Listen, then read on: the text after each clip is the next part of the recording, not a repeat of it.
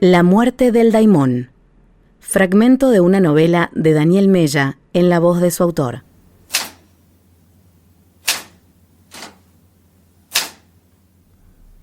Conocí al hebrero en el 97 a través de Henry, mi amigo más cercano por aquella época. Henry fue el primer lector de Derretimiento, mi segundo libro. Ni bien terminó el manuscrito, dijo que había que llevárselo al viejo, con el que tenía una relación más o menos asidua. Estuvimos un rato discutiéndolo. Yo dudaba. Quería que el hebrero me leyera, pero me daba pánico. En mi mente, el hebrero era tan bueno que ni siquiera calificaba como uruguayo. Era un aerolito.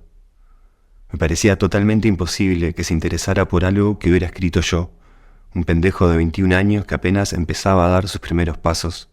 Tenía miedo de lo que el hebrero pudiera decir y de que lo que tuviera para decir me destruyera.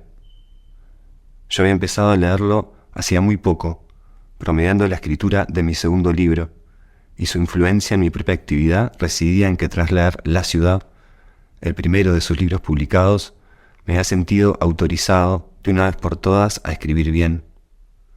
Suena estúpido, pero hasta el momento yo creía que eso, ser uruguayo y escribir bien, era imposible. Hablamos de los años 90. Todo era pura novela histórica, cuentos de calabozo de algún ex Tupamaro o libros periodísticos sobre algún tema candente, como si al lector uruguayo solamente le interesara leer sobre el pasado de su paisito o sobre temas de noticiero. El hebrero también era el primer uruguayo al que yo leía después de haber leído en el liceo a los muertos de siempre, Quiroga, Juana, Delmira, que no me habían movido un pelo. Yo creía que la literatura uruguaya terminaba ahí, con ellos, y que después de ellos no había nada. Cuando la ciudad llegó a mis manos y vi que un coterráneo había sido capaz de elevarse y convertirse en un extranjero en su propia tierra, fue un estímulo trascendente, al punto de que robé la primera frase de La ciudad y la planté bien a la vista, en el comienzo del segundo capítulo de Derretimiento, que por aquel entonces estaba escribiendo. Los libros del hebrero estaban todos publicados por editoriales pequeñas o muy pequeñas y eran casi imposibles de conseguir. La mayoría los había tenido que leer de prestado y los había leído todos, uno atrás de otro. En algunas librerías de nuevo ni siquiera habían oído hablar de él, y en las librerías de viejo te tomaban el número de teléfono y prometían llamarte si daban con alguno de sus libros. Al principio la situación me indignaba. No podía, del asco que me daba, mirar el escaparate de las librerías ni la mesa de novedades. No sé si se llenaban de guita a los escritores uruguayos que escribían esos libros para uruguayos, pero eran ellos, no el hebrero, los que salían en la tele y en los diarios. Era de ellos y nunca del hebrero, de los que se hablaba cuando se hablaba de literatura uruguaya. A eso me refiero con que el hebrero se había convertido en extranjero en su propia tierra, a que acá no lo reconocían, pero también, y más que nada, a que el hebrero no escribía para sus compatriotas. Le daba la espalda al país y a su historia, a la política y a los temas de rabiosa actualidad. Sus libros, además, eran delgados, de no más de 100 páginas. En eso también se diferenciaba de los tránfugas patrioteros que trataban de impresionar con sus libros de 500 páginas. El hebrero no tenía intereses propios, no formaba parte de la manada y por estar solo y por no dejarse contaminar, tenía lo que los demás ni siquiera se animaban a soñar, una voz. Lo leías y era como si alguien real te estuviera hablando al oído. Fue de su mano que empecé a tender hacia los escritores que hablaban en voces. Los que lo habían logrado lo más raro de todo. Su voz impregnaba cada cosa que escribían, y no importaba lo que escribieran. Su voz iba a transformar cada cosa que escribieran, siempre en oro. Yo quería todo eso. Quería una voz y quería ser secreto, y que nada ni nadie me pudiera tocar. No habían pasado ni 10 días y el hebrero me estaba llamando. Creí que tardaría meses en hacerlo, o que nunca lo haría. Se había tomado en serio el encargo de Henry. Sin darme la más mínima señal de qué le había parecido mi libro, pidió que lo visitara un jueves a las 4 de la tarde en su apartamento de aquel entonces, sobre 18 de julio. En una voz lenta y grave, igual a su voz en la vida real, me pidió que le tocara timbre a las 4 en punto, ni un minuto antes ni un minuto después. Si tocaba timbre antes o después de la hora exacta, él no tendría forma de saber que se trataba de mí. Podría tratarse de cualquier otra persona, un vendedor ambulante, un conocido al que no deseaba ver, y tendríamos que arreglar todo de nuevo para vernos en alguna otra ocasión. Con esa petición desencadenó en mi interior una serie de sentimientos incómodos. Me veo ridículo, esperando frente al portero eléctrico del edificio a que den las 4 en mi reloj. Me veo recién ahí, pensando que quizá mi reloj no esté sincronizado con el del hebrero, y me veo siguiendo el segundero de mi reloj hasta que da la hora y toco el timbre en el momento acordado.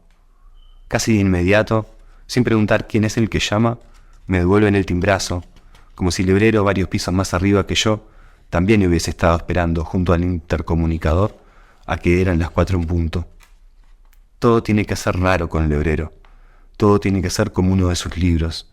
Eso es lo que pienso y así me siento cuando la que me recibe en el apartamento en vez del hebrero es su mujer, que tiene cara de buena y de quien todo lo que sé, que es muy poco, lo sé por boca de Henry y por lo que aparece en el discurso vacío, el último del hebrero, que salió unos meses atrás. Fue ella la que estuvo parada junto al intercomunicador. Me dice que Mario ya viene. Esperale un poquito acá, hoy le está contando levantarse, dice, y me deja en un sillón de 2 cuerpos, en un cuarto pequeño, hecho aún más pequeño por los libros que cubren las 4 paredes, y durante los siguientes 15 largos, eternos minutos me voy convenciendo, con cada segundo que pasa, de que todo esto es una prueba. Me comporto, aunque sé que es demasiado absurdo pensarlo, como si el hebrero me estudiara desde algún punto privilegiado, mediante un sistema de cámaras o un simple agujero en la pared. Por algún truco psicológico, ya no me preocupa si al hebrero le gustó mi libro o no. Lo que me llena de pavor, de pronto, es que el hebrero se haya dado cuenta de la frase que le robé y que me acuse de ladrón. Varias veces estoy a punto de pararme a mirar los libros en las paredes para disimular mi turbación.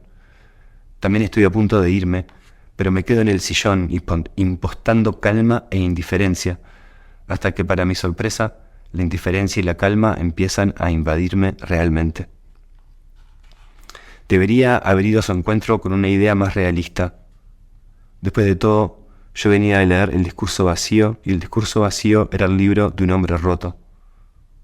Desde el mismísimo comienzo del libro, el hebrero no paraba de repetir que se sentía fragmentado y que andaba en busca de sus pedazos dispersos, como si fuera un muñeco capaz de ser desarmado y recompuesto, pero por alguna razón ese dato no había sido de mayor importancia para mí.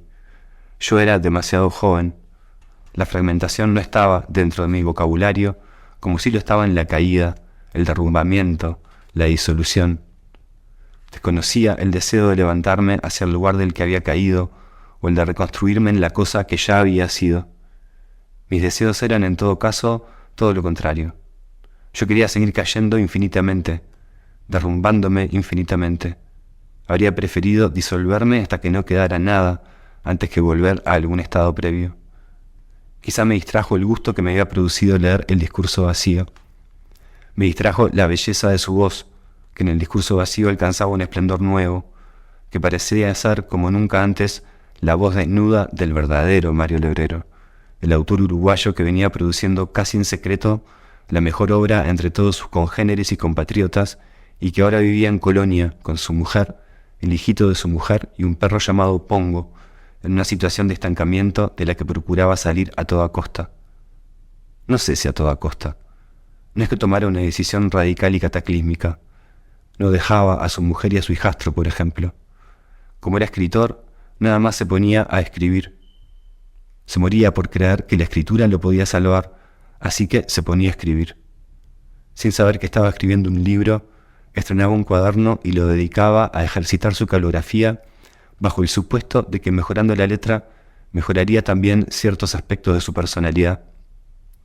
Como no podía ser de otra manera, porque el hebrero es escritor y en el fondo siempre quiere escribir un libro, porque al hebrero en realidad le interesaba mucho más escribir un buen libro que curarse, enseguida la literatura se empieza a colar en sus ejercicios caligráficos.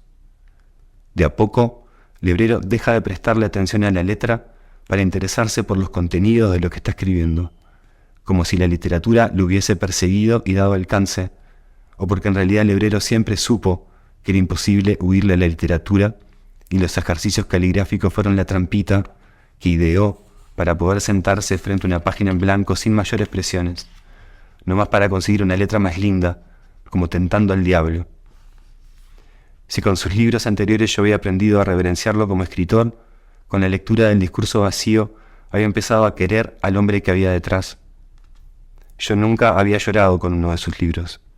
En este, sin embargo, cada vez que aparecía el pobre perro Pongo, se me llenaban los ojos de lágrimas de pena.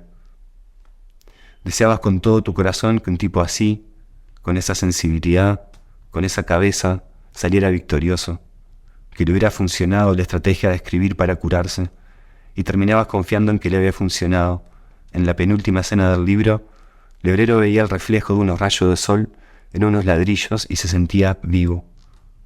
Luego, para finalizar, redoblaba la apuesta y habla de un sueño en el que hay unos curas vestidos de violeta, posiblemente cardenales, y los vemos ejecutar unas posturas rituales que representan esperanzadoramente los secretos de la alquimia, así, con mayúscula.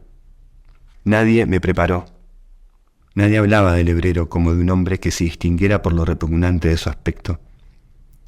Los relatos del Lebrero que yo había oído de boca de Henry o en mesas de bar concordaban en todo, en que era un escritor verdaderamente top y en que era un eremita y un excéntrico, pero invariablemente dejaban afuera su cuerpo. Yo había visto una sola foto suya hasta el momento, en un artículo en El País Cultural, un primer plano de su rostro en blanco y negro. En la foto lleva puestos unos lentes cuadrados, está perfectamente rasurado y ya presenta una calvicie importante. Aparte de la comodidad absoluta, del estoicismo con que parece mirar a cámara, no hay ningún rasgo que lo distinga del resto de los mortales. Bien podría tratarse de un almacenero cuarentón o de un director de cine francés, pero no sé si alguien podría haberme preparado para el impacto que sufro, ni bien Lebrero abre la puerta del cuartito por la que su mujer desapareció. Por un segundo, antes de que pueda asimilarlo, pienso que me están haciendo un chiste, que estoy viendo a alguien disfrazado. Tiene un pullover azul lleno de caspa y se olvidó de subirse la bragueta del pantalón, que está toda salpicada con gotas, no sé si de agua o de pichí, y trae puestas unas pantuflas viejas y despeluzadas. Sé que se trata de Lebrero cuando me saluda, le reconozco la voz, pero la impresión de que lleva puesto un disfraz no me abandona, ni ahí ni en ningún momento. Apenas unos minutos más tarde, sentados en su cocinita frente a 2 pocillos de café y un plato de masas, me cuesta mirarlo directamente. Sus ojos están opacos y no se mueven salvo por el batir de los párpados, que parece costarle un gran esfuerzo. Tiene la piel verdosa, reseca y compleja, plagada de verrugas alrededor de los ojos. En el cráneo tiene llagas rosadas y la nariz, que es enorme y bulbosa como la de los alcohólicos, está toda ennegrecida, como amoratada. No puedo mirarlo sin pensar que trae puesto una máscara. Incluso la barba gris, sucia, parece falsa. Lebrero se da cuenta de que me estoy por poner a llorar. Se da cuenta de todo. Me agarraste en un mal día, dice. Su falta de convicción y la vergüenza con que lo dice me hacen saltar las lágrimas. No las dejo salir rodando. Me las seco antes, en el borde del ojo. Su fealdad no es producto de una mala noche. Es imposible trazar una conexión entre aquella fotografía que yo había visto y lo que ahora tengo a mi derecha. En medio ocurrió un desastre. Lo miro y es como estar viendo algo que no debería ver, como si los adentros se le hubiesen vuelto para afuera.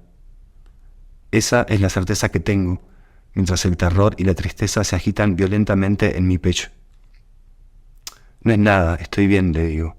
Estoy nervioso. Lo miro y su cara son siglos de pensar los peores pensamientos y de sentir los sentimientos más traicioneros, todo depravadamente expuesto, hecho carne ahora. Yo creía que sabía lo que era estar mal, pero esto es algo totalmente nuevo para mí. Lo que estoy viendo es la cara de un pecador, de alguien que se rompió su propio corazón. Nunca vi a nadie más feo jamás, le voy a decir a Henry el día siguiente. ¿Por qué no me avisaste, hijo de puta? Henry se va a matar de la risa. Estará de acuerdo con que Lebrero era un esperpento, pero luego se pondrá serio y dirá que su estado no es todo culpa suya. Nuestros estados nunca eran todo culpa nuestra. La atmósfera también cuenta. Nunca había que olvidar la importancia de la atmósfera. No había que ser omnipotente. ¿Cómo hace la mujer para estar con ese tipo? No entiendo, le digo. Lo mantiene. ¿Cómo que lo mantiene? Lo mantiene, le paga las cuentas, le da de morfar. Lo que viste, querido, es la cara de la depresión, me dirá Henry. Tampoco es que el viejo esté libre de culpa, está claro. Son años y años de dejadez. No tiene ni 60, no es viejo, le diré yo. Henry me pedirá que me acuerde de que estamos hablando de un fuera de serie, un tipo de una sensibilidad distinta. Para un tipo así no era fácil adaptarse, menos el Uruguay. Uruguay, como un país de mierda, era uno de sus temas favoritos.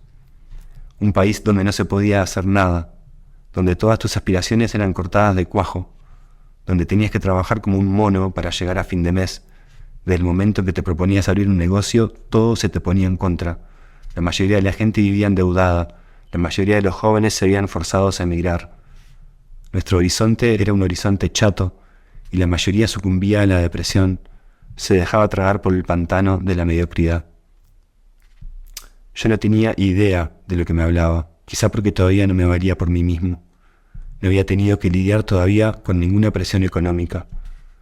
Para Henry, que en unos años iría del país para nunca más volver, era un tema de lo más serio, y era una razón por la que nuestros escritores siempre terminaban mal. La mayoría de los escritores uruguayos eran escritores de un solo libro, o dos, que después mandaban toda la mierda cuando veían que publicando sus libros no habían hecho otra cosa que arrojarlos a un pozo sin fondo, que no les devolvía el más mísero eco. En Uruguay, si seguías escribiendo, a pesar de todo, era porque lo llevabas en la sangre, o porque eras un iluso o un mediocre que se contentaba con las migas que te arrojaban. Solo había que ver cómo habían terminado los mejores. Onetti, loco borracho, se pasa los últimos 15 años de su vida sin salir de la cama.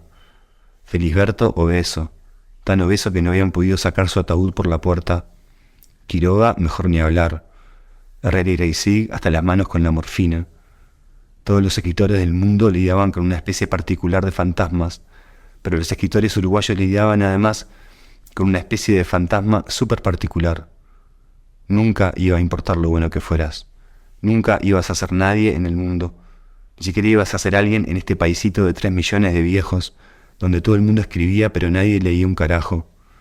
Y los 57 del Lebrero eran como 70 para cualquier otra persona, además, porque el Lebrero era un maestro de lo insalubre.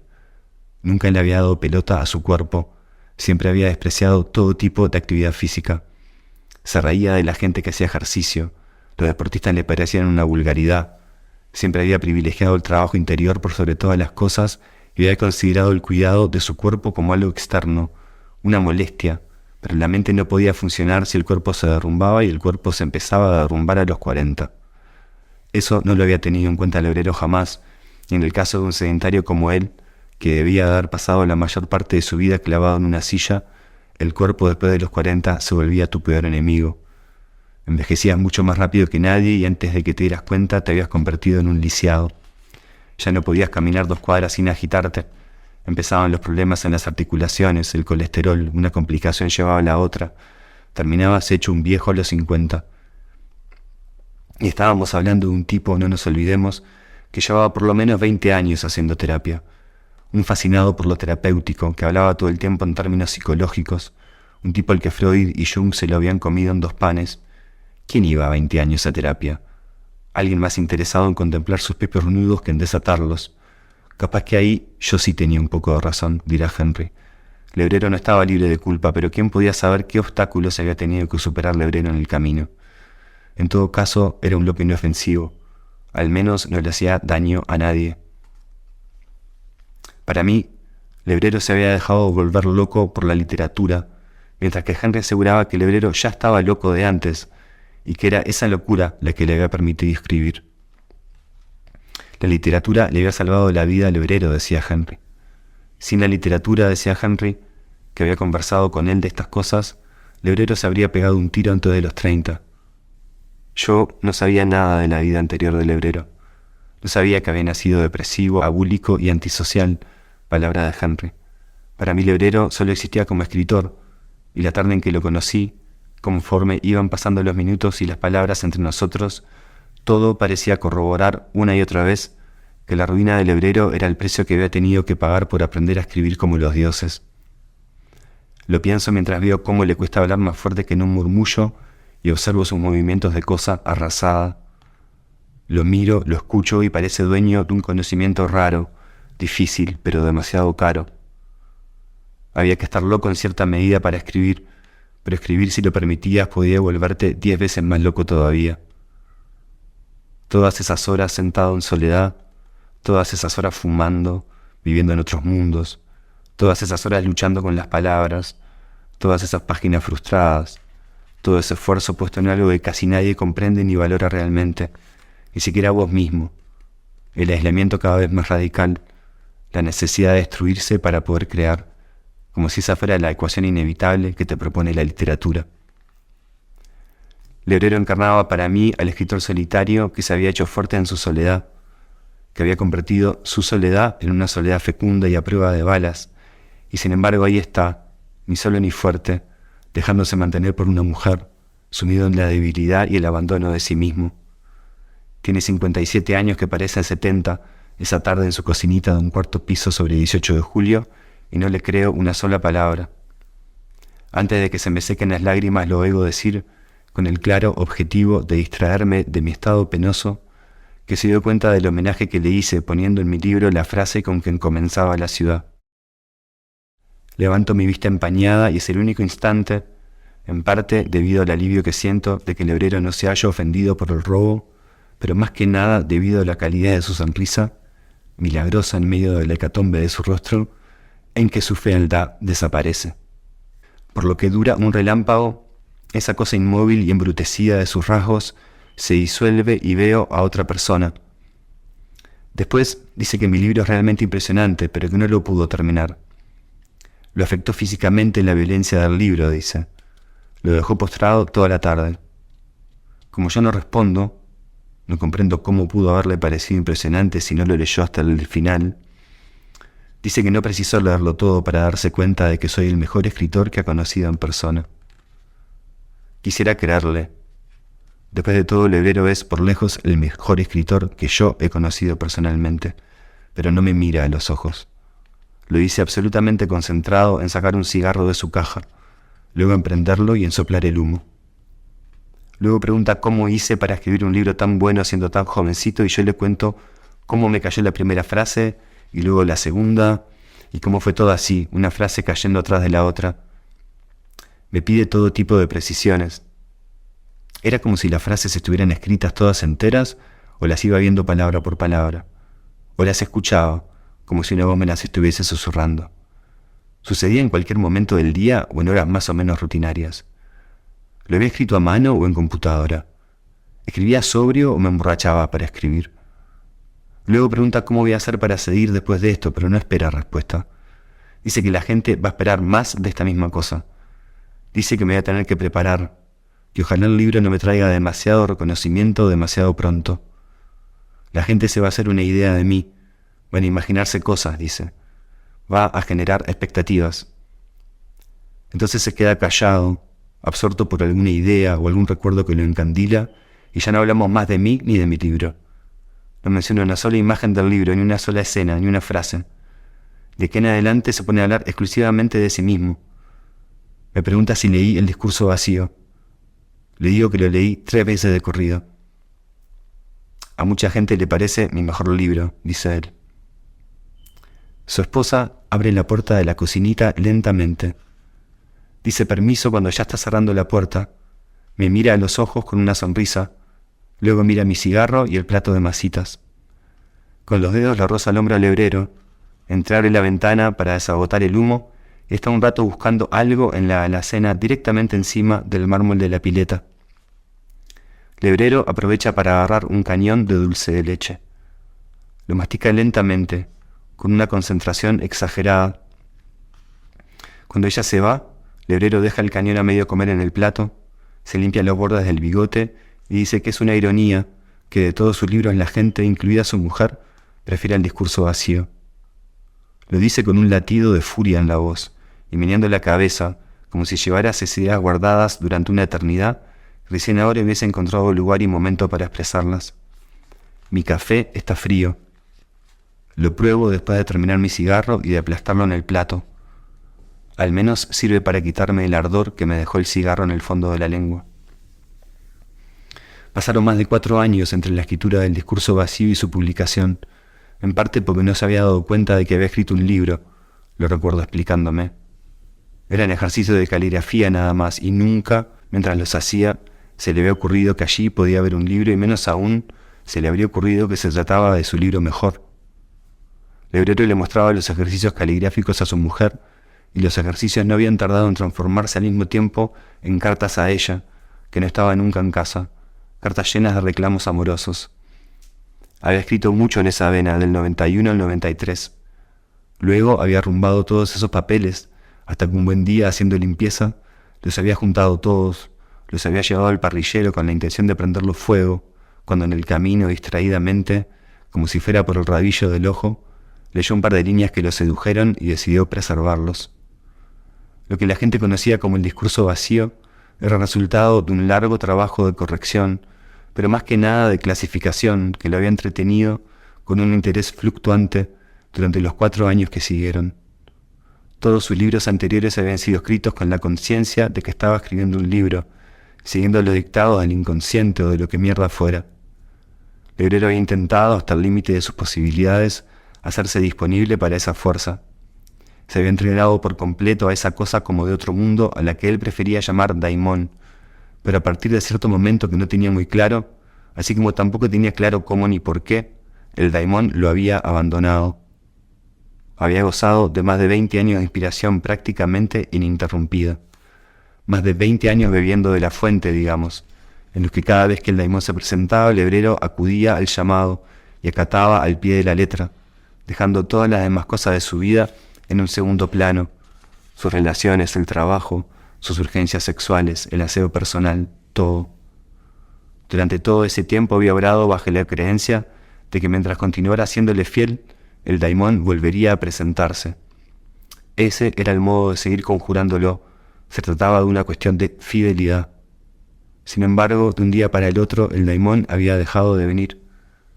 A veces Lebrero se imaginaba que el daimón tenía vida propia, y que como todo lo que estaba vivo, también podía morir, y que su daimón particular había muerto de muerte natural, y que como el daimón vivía en su propio reino o en su propia dimensión, él no había llegado a enterarse, y la única prueba de la muerte del daimón era su ausencia. Pero esa ausencia no era prueba concluyente de nada. Lebrero también especulaba y quería creer que el daimón era un elemento eterno, sin principio ni fin, y que lo que lo mantenía alejado era otra cosa, y que esa cosa tenía que ver con él, con Lebrero. Algo había cambiado, algo había hecho mal, que le había cerrado la puerta al daimón. Quería encontrar dónde era que se había desviado y reparar el error. Desearía acordarme de las palabras exactas que usaba Lebrero. Sería todo un desafío tratar de invocar su aliento vivo y su gramática, pero lo poco que recuerdo de este tramo de la conversación, que fue en realidad un monólogo con partes 1000 veces ensayadas y otras que eran desvíos de lo ensayado, todo eso se ha mezclado con mis propias interpretaciones y razonamientos posteriores. Puedo recordar cómo me molesta que siga hablando del daimón y toda la jerga trascendental a la que no para de recurrir, pero en un momento aquello deja de afectarme. Sin darme cuenta, me encuentro clavado en mi silla, totalmente hipnotizado por la cadencia con la que habla, deseando que siga hablando para siempre. No importa de qué, mientras siga hablando de esa forma, que provoca un efecto idéntico al que logró con el discurso vacío, es la razón principal para el título de aquel libro en el que consiguió, casi que sin quererlo, un estilo tan depurado que era capaz de avanzar por sí solo, independiente de todo tema y de todo contenido. Lo único que Lebrero había escrito desde 1993, el año del que data la última entrada del discurso vacío, era El alma de Gardel, un libro semi-inspirado en el que había probado las mieles de la inspiración, pero como si tratara de la miel que quedaba en el fondo del tarro, que había tenido que desprender rascando el fondo del tarro con una cuchara. Para el momento de nuestra charla está escribiendo unas columnas para la revista Postdata. Son columnas muy breves, que escribe por necesidad, para llegar a fin de mes, y que le ofrecieron tras el éxito general del discurso vacío, que fue muy moderado en comparación con las ventas y la repercusión pública que lograban las novelas históricas y demás basura del momento, pero que volvió a poner el nombre de Lebrero en el tapete. En sus columnas lleva la estrategia del discurso vacío, la de escribir sobre nada, llevado puramente por la inercia que genera su estilo, y contrario a la función usual de una columna periodística, la suya discurre sobre noticias superlocales, por así llamarlas, noticias de su vida privada. Leyéndolas te enterabas de la existencia de una planta de interiores que el hebrero tenía en su casa y de su lucha por sobrevivir, por ejemplo, o del progreso de algo tan banal como una mancha de humedad en la pared de la sala de estar. Escribir esas columnas es un proceso maquinal, dice el hebrero, y no le provoca placer alguno, como comer un churrasco sin sal, pero la gente increíblemente está fascinada con ellas. Le hacen llegar cartas a la redacción de la revista. Algunos le escriben directamente a su correo electrónico. El hebrero termina su café y aparta su pocillo hacia el centro de la mesa. Mi café está aún más frío que antes, pero vuelvo a tomar un sorbo. Arrimo mi pocillo al del hebrero y la próxima imagen que tengo, la última antes de la del edificio de ladrillo que se ve a través de la ventana de la cocina, es la de sus manos juntas, dos animalitos buscando el calor del otro en el borde de la mesa. Son pequeñas y la piel que las recubre, lo gordas que tienen las primeras falanges, me da asco y ternura. Eso siento mientras le miro las manos y él habla de lo raro que es que haya empezado a escribir su mejor literatura justo cuando había renunciado a hacer literatura.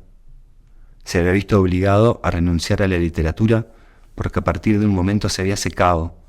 El daimón lo había abandonado. Lo único que le había quedado era una escritura como la de El discurso vacío, y nunca hubiera imaginado que esa terminaría siendo la escritura por la que la gente le iba a recordar mejor. La escritura de un escritor que no puede escribir, de un escritor acabado que escribe sobre el hecho de ser un escritor acabado.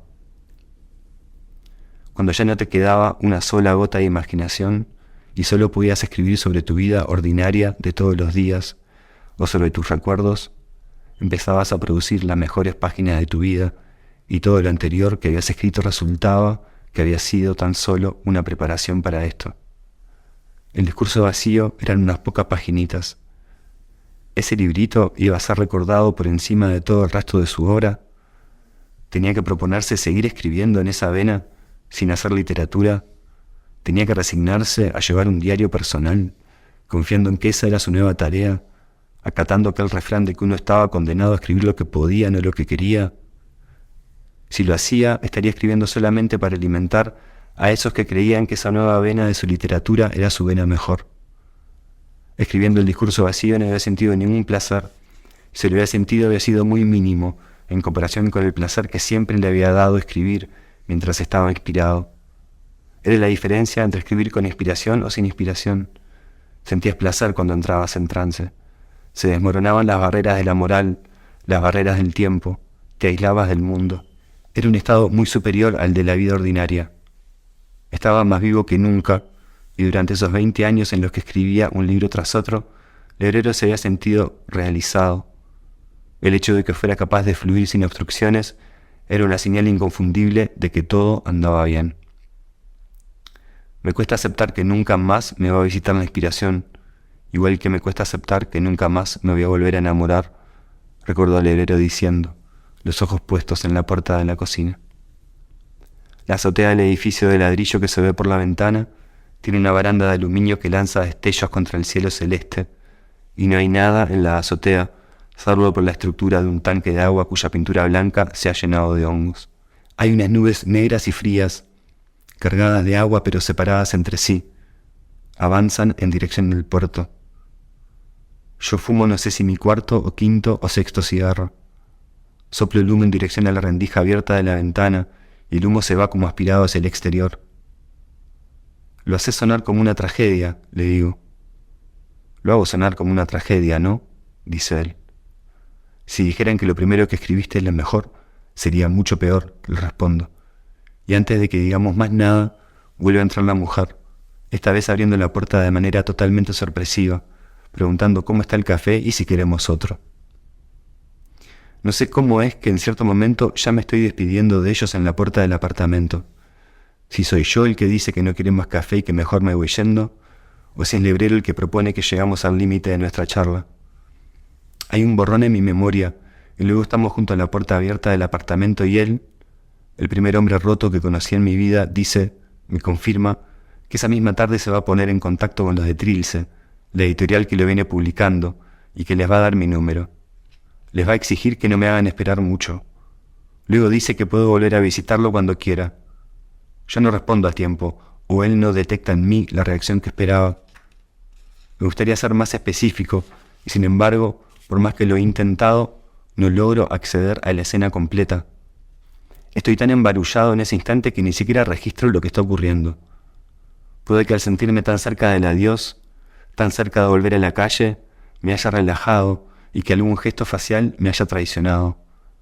Se me debe de traslucir que no tengo ninguna intención de volver a verlo, porque de pronto el obrero me está diciendo, mirándome como de lejos, estudiándome, yo con un pie fuera del apartamento, ¿quién sabe qué es lo que estás haciendo acá en realidad? No puede haber sido lo último que se dijo entre los dos, pero tampoco consigo recordar las palabras con que me despedí, y fue ese el comentario que me quedó rondando por mucho tiempo como un gusto amargo en la garganta. La manera en que lo dijo, como si lo hubiera decepcionado, como si de pronto sospechara que yo lo estaba usando. La sensación final fue tan confusa que durante las semanas que siguieron, como el teléfono no sonaba con noticia de Trilce, llegué a creer que el obrero por puro despecho había decidido no entregarle mi manuscrito. Yo no tenía ninguna intención de ser su amigo ni su discípulo, y no lo volví a ver, ya lo dije. Me había ido de ese breve encuentro sabiendo que sería el último, y que prefería seguir relacionándome con su obra y con la ficción que me había armado de él. Tampoco volví a hablar con el obrero, ni siquiera cuando, 6 o 7 meses más tarde, Derretimiento ya había salido y le estaba yendo bien.